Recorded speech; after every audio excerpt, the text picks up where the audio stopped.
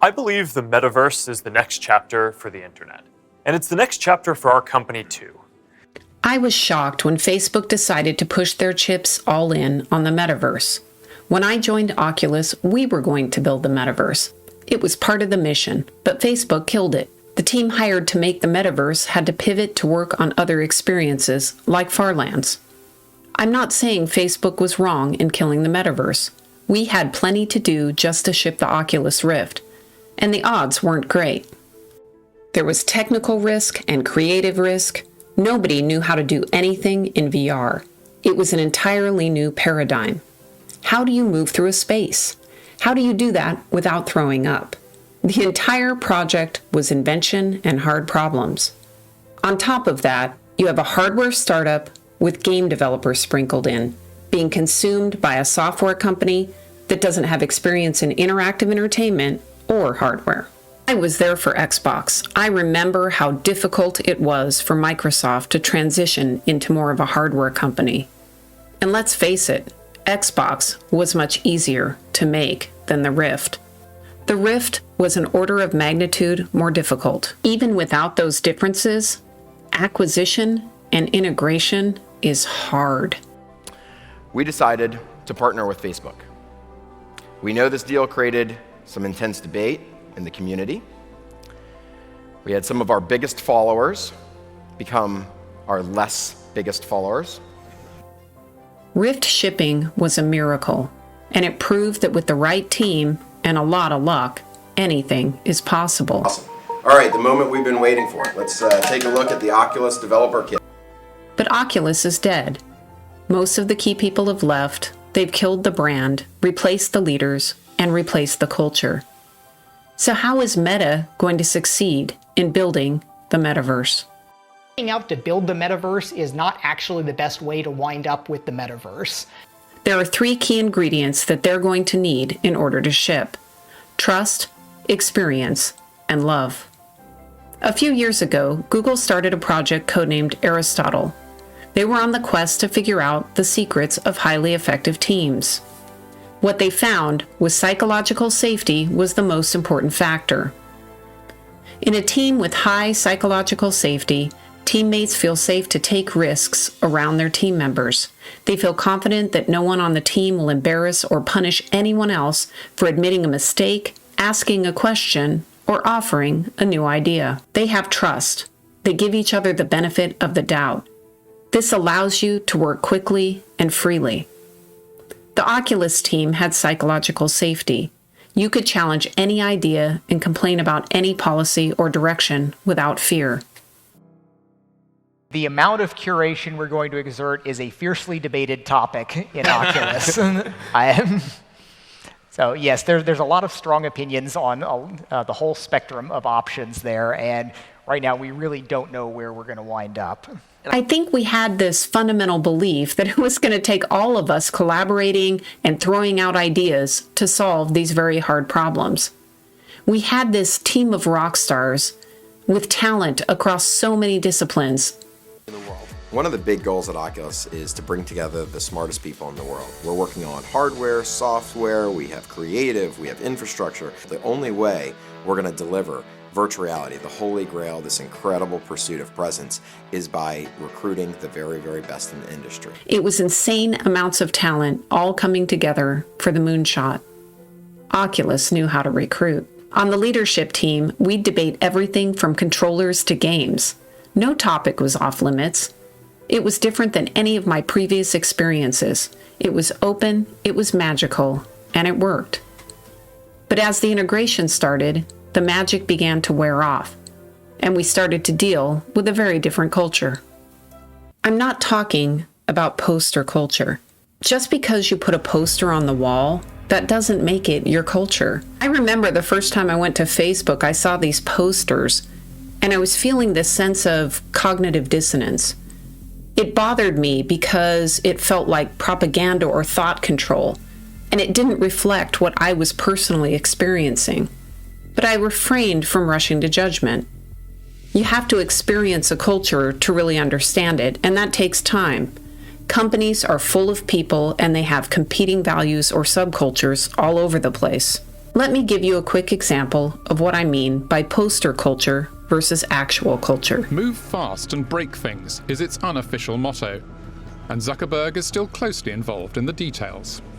One of my roles at Oculus was managing operations for the research team.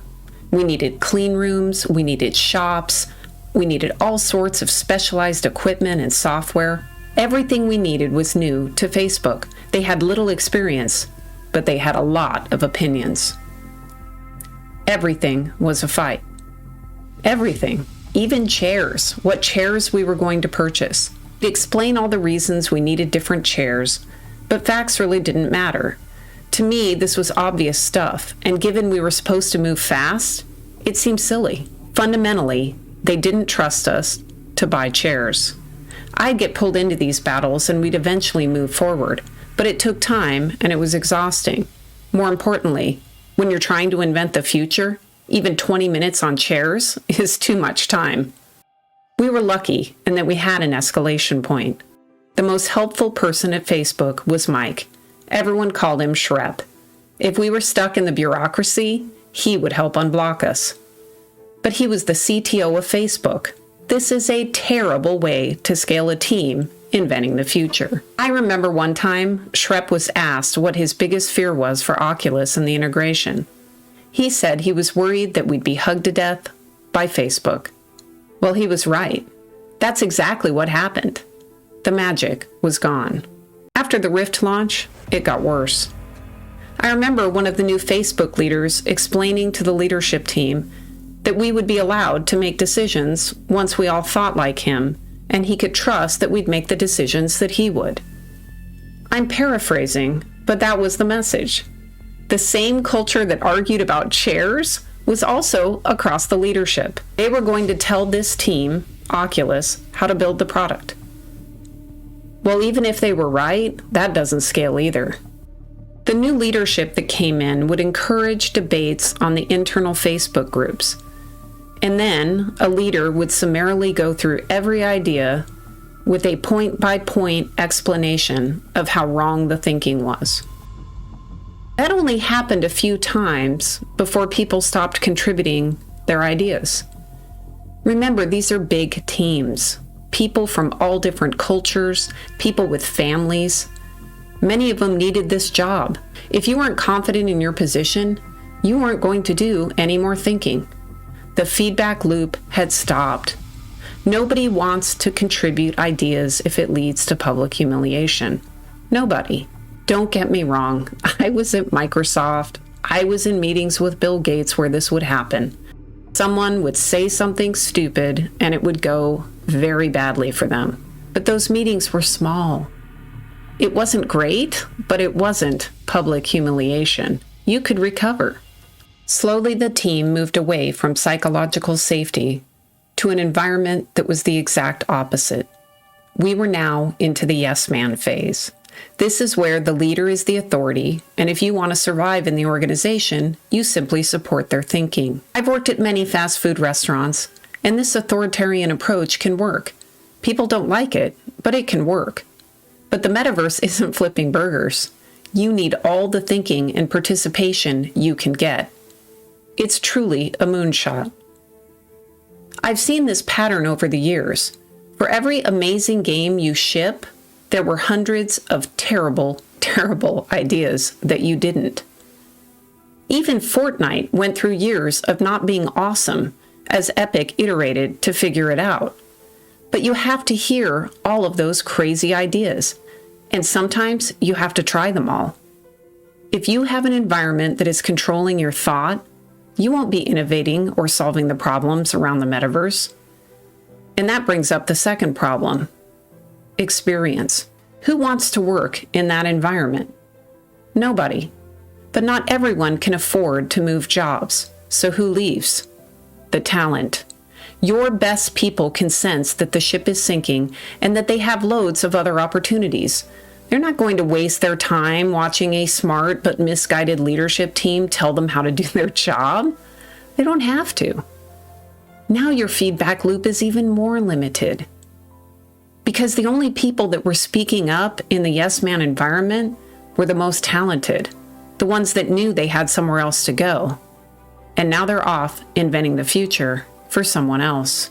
So now you have a broken feedback loop and the best people are leaving, but you still have to grow that team. The metaverse needs a lot of support. Maybe you've heard this expression before: A's hire A's and B's hire C's. What it means is that when you have A people, the best talent, they tend to hire people that are as good or better than they are. That doesn't happen with your B players because they're not as comfortable with their talent. They don't necessarily hire people that are as good or better than them because they have fear. They want people that are dependent on them. Essentially, more yes men. Well, that's okay, you're thinking to yourself. We'll just take the people from Facebook and move them over. They can do the work. They're part of that culture, it'll work, right? Well, sadly, it doesn't. You see, Facebook hired a totally different group of people to build out their other products. There's some overlap, but in most cases, the talent stacks are different. And this brings us to our third ingredient. Even if the people are able to move over, many don't want to.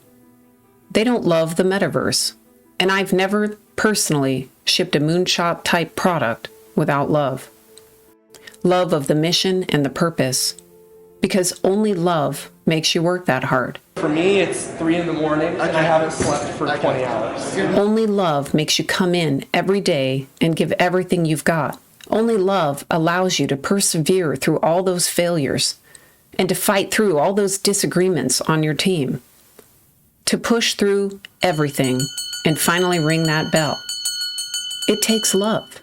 I'll never forget when we were leading up to the Rift launch and a team of Facebook engineers that we needed took off.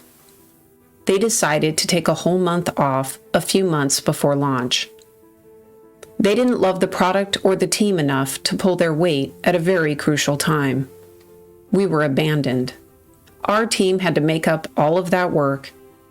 We were lucky because our engineering team was that good, and they loved the mission and made it happen. You can't force people to love the product. And remember, many of the employees loved what they were already doing. They joined the company before Mark had pivoted to Meta. Now they're seeing all of the hiring and investment funneled to a mission and a purpose that they didn't sign up for. Depending on the day, they're also watching the stock tank, and now the core business sometimes feels like it's circling the drain. How can you love being in that position, in that environment? Trust is the foundation of collaboration. To build the metaverse, you'll need multiple people from many disciplines that can work well together, that can express their crazy ideas without any fear. They have to be free to think. And you need talent, a lot of it. This isn't a team of 10 or 100. This is a team of over 100,000 people coming together to realize the dream of virtual reality. You need people with love and purpose in their hearts to persevere for the very long journey. And finally, ring that bell. Kind of like cars 100 years ago compared to cars of today. That whole time there's been massive innovation. So maybe in 100 years I won't want to be working on virtual reality because we'll have it perfect. Yeah. I doubt Palmer will ever get out of virtual reality. I'll probably die first. That's probably true. If Meta can create an environment that fuels those three things, and they get just a little bit lucky, they can build the metaverse. Anything less, I have my doubts. And if they do make it, will anyone join? I guess we'll have to wait and see.